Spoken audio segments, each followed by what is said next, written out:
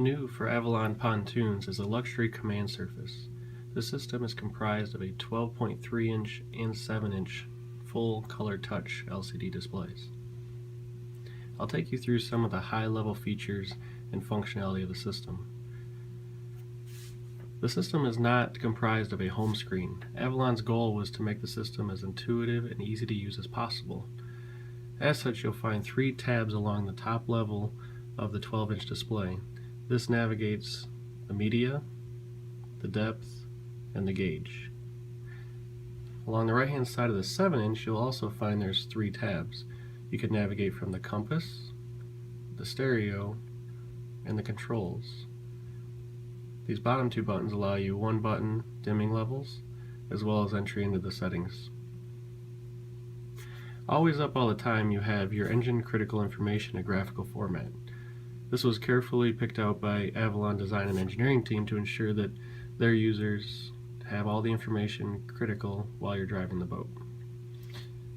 On the left-hand side, you have your trim information for your drive, your fuel usage, fuel level, speed in a graphical as well as digital format, time of day from GPS, and an RPM of the engine.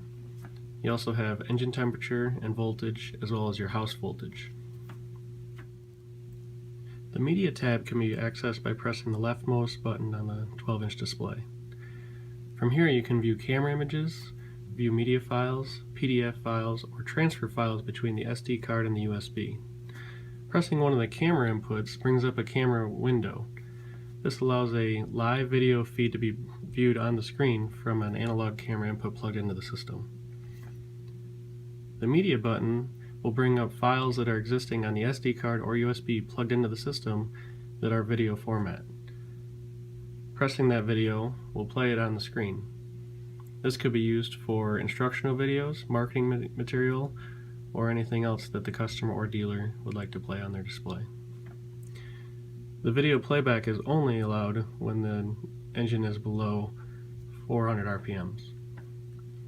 Pressing the PDF button will bring up a file list showing all the available PDFs that are on the SD card or USB on the system. From here, the user can bring up PDF information. This can be user's guides, owner's manuals, dealer contact information, or anything else in the PDF format that wants to be played on the system. Transferring allows you to transfer files from the USB stick to the SD card, which is located on the Viper module. The depth screen, which is the middle button on the top of the 12-inch, allows environmental information to be displayed. You'll notice that on the tab there is a live depth displayed. This is from the depth transducer located at the back of the boat. You also on this page get a graphical representation of the history of the depth readings read over the last 90 seconds, get a very large depth display, air temp, lake temp, and some GPS information which is shown on the left-hand side. The gauge screen, which is accessed by pressing the rightmost tab on the 12-inch, allows more detailed digital engine information to be displayed.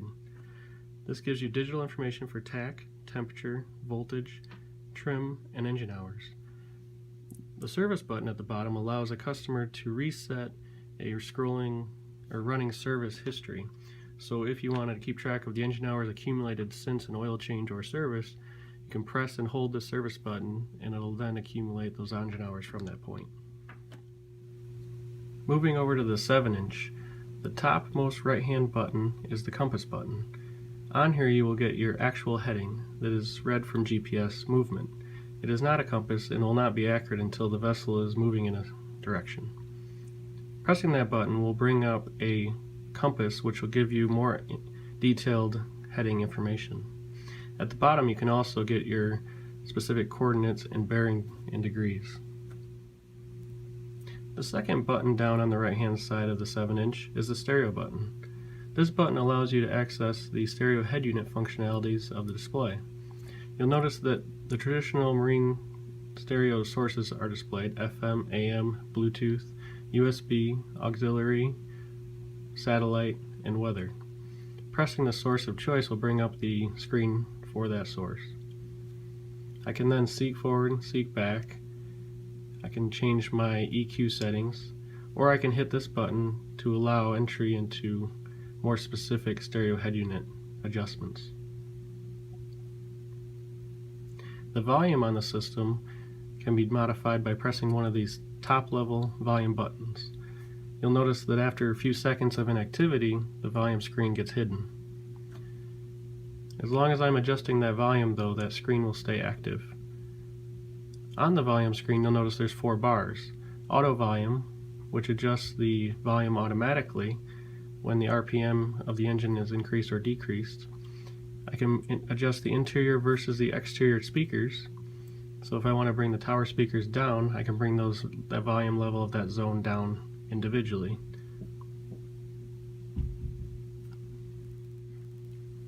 The third button down on the right hand side of the 7-inch accesses the control screen.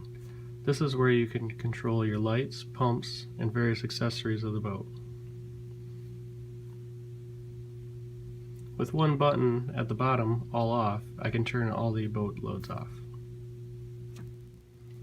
The fourth button down on the right hand side of the 7-inch is the day and nighttime dimming level. These two dimming levels are configured in the settings.